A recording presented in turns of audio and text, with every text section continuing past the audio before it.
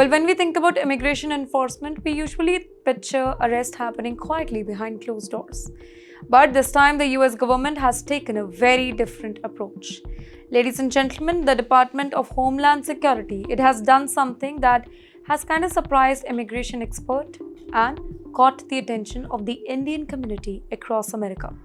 It has publicly released details of foreign nationals who are arrested under what it calls its worst of the worst enforcement initiative.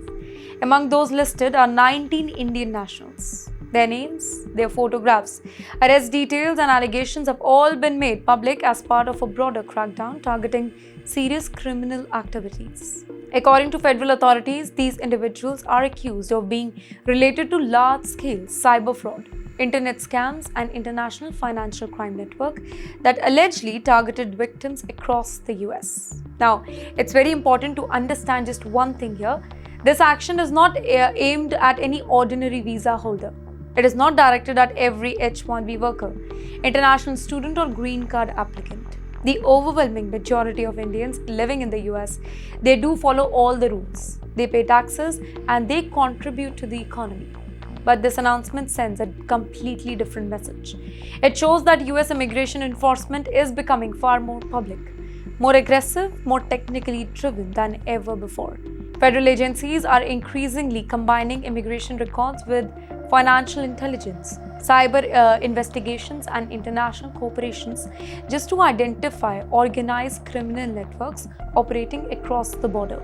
And when those investigations lead to arrest, authorities are now willing to make these cases public.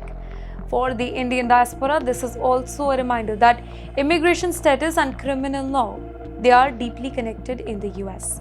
A serious criminal conviction, it does not just lead to prison.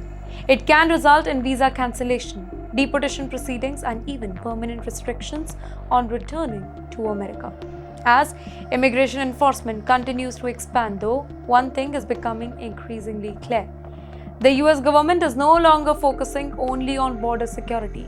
It is also strengthening enforcement from within the country itself. And understanding these policy shifts, it is becoming essential for everyone following the immigration news. And yes, while one federal agency is strengthening enforcement on the ground, another one is tightening the rules for people who come to America to study, to teach, to conduct research. And that brings us to our next story.